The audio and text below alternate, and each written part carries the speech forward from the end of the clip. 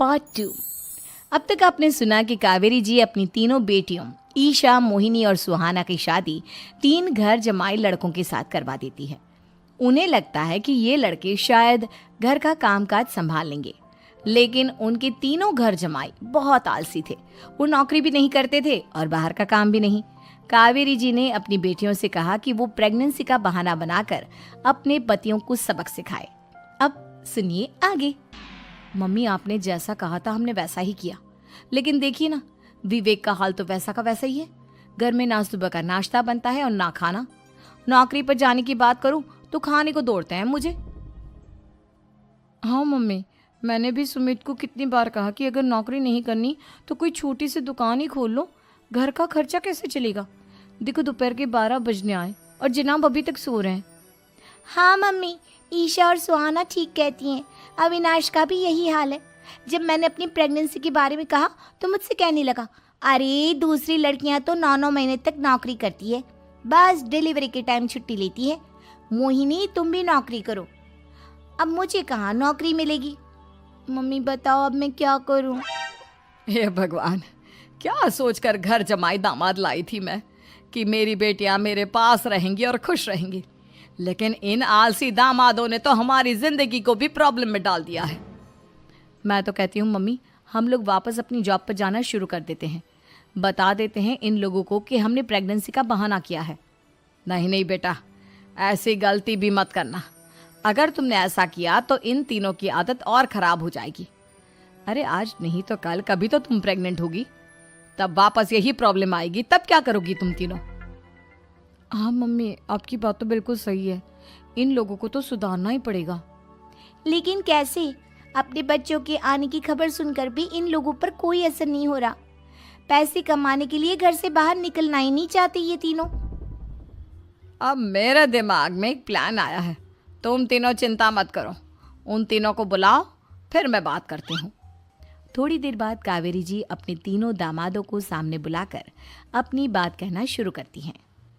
अविनाश, सुमित और विवेक, देखो बेटा, मैं ना तुम तीनों से बड़ा प्यार करती हूँ, इसीलिए तो तुम्हें घर जमाई बना कर रखा है मैंने।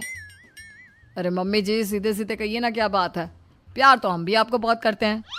अरे मम्मी जी, आपकी इज्जत भी बहुत करते हैं। अरे भाई, आपके जैसी सास और कमाने वाली बीवी सबको मिलती है क्या? हाँ मम्मी, विवेक और सुमित ठीक कह रहे हैं। आपकी बेटी से शादी करके मेरी तो ज़िंदगी ही अच्छी हो गई है।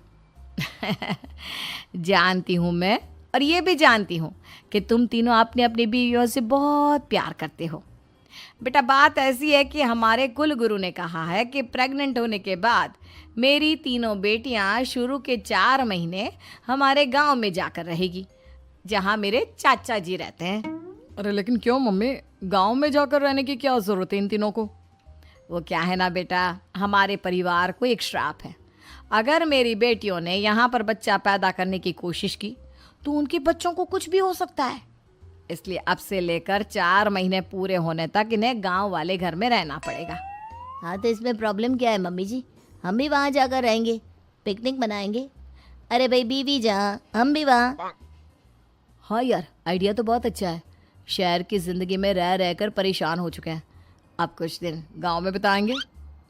तुम लोग समझने की कोशिश क्यों नहीं करते?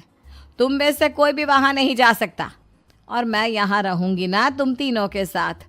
4 महीने की तो बात है, उसके बाद ये तीनों ही लौट कर आ जाएंगी। ठीक है मम्मी जी, अब हमारे बच्चों का सवाल है तो ये तो करना ही पड़ेगा। कावेरी अपनी तीनों बेटियों को कुछ दिन के लिए घर से बाहर कहीं दूसरे शहर में रहने के लिए भेज देती है। कुछ दिनों के बाद, अरे मम्मी जी, बहुत दिन से पिज्ज़ा नहीं खाया, मंगवाइए ना। क्या बताऊं बेटा, पहले तो बेटियां खर्चा दे देती थी क्योंकि उनकी नौकरी थी, लेकिन अब तो मेरे पास पैसे ही नहीं बचे। थोड़े बहुत पैसे हैं जो बच्चों की डिलीवरी में काम आएंगे। लेकिन मम्मी जी, आपकी बेटियों को वापस आने में तो अभी बहुत वक्त बाकी है। वही सोच सोच कर परेशान हो रही हूँ। सोच रही हूँ कल से दूध भी बंद करवा देती हूँ। अब दूध वाले को देने के लिए पैसे भी तो नहीं है ना। अरे नहीं नहीं मम्मी जी, अगर दूध भी बंद करवा दोगी तो मुझे चाय कहाँ से मिलेगी? और चाय के बिना मैं तो मर ही जाऊंगा। क्या करूं बेटा, इसके अलावा हमारे पास कोई ऑप्शन नहीं है। मेरे पास पैसे ही नहीं बचे। इस तरह कावेरी जी धीरे धीरे अपने तीनों दामादों को पैसे देना बंद कर देती हैं और घर में खाने पीने की चीजें लाना भी बंद कर देती है। अब वो तीनों बुरी तरह से परेशान होने लगे थे और इसलिए एक दिन तीनों प्लान करके घर से बाहर निकलते हैं और बाजार में जाने के बाद, यार अच्छा खाना खाए हुए कितने दिन हो गए, पता नहीं कब अच्छा खाना मिलेगा। हमारी बीवियों के जाने के बाद तो हमारी हालत भिखारियों जैसी हो गई है यार। कुछ भी हो, मुझे तो आज पिज्जा खाना ही खाना है। जेब में 1 रुपया नहीं और पिज्जा खाएगा, कहाँ से आएंगे पैसे?